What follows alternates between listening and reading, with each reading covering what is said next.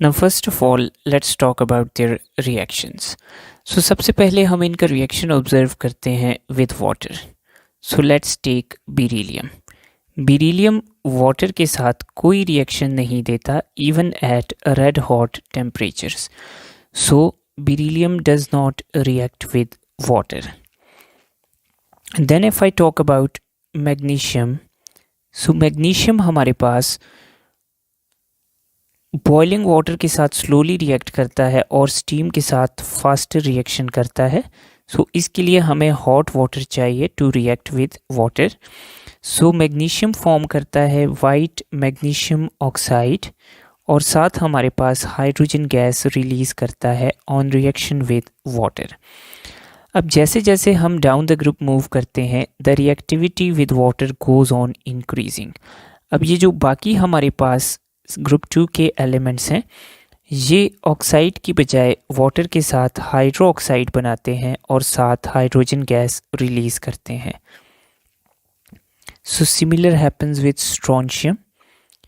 It will form strontium hydroxide and hydrogen gas is released.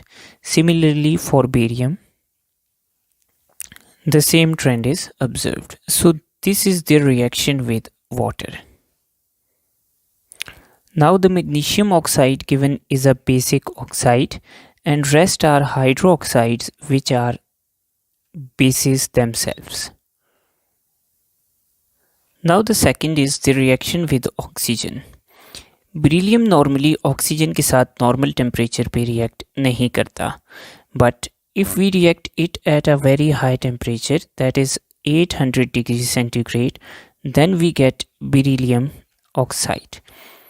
Now अगर magnesium को हम air में expose करेंगे तो मैग्नीशियम मेटल की सरफेस को कवर कर देगी मैग्नीशियम ऑक्साइड जो फर्दर एयर के साथ रिएक्शन को प्रिवेंट करेगी. So magnesium gets covered with magnesium oxide when it is expose to air. Similarly calcium को जब हम एयर में रखेंगे तो calcium gets converted into calcium oxide which is again solid and is called quicklime.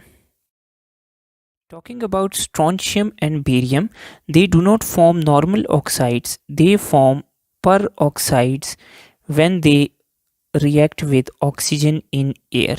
So strontium and barium, both of them form peroxide on reaction with air. Now talking about the reaction with nitrogen, so all of these compounds form nitrides when they react with air. So her element इनमें air के साथ react करके nitrides बनाएगा, जिसमें से हमारे पास beryllium की nitride की थोड़ी सी कोवलेंट नेचर है, बाकी नाइट्राइड्स हमारे पास आयनिक नेचर की हैं.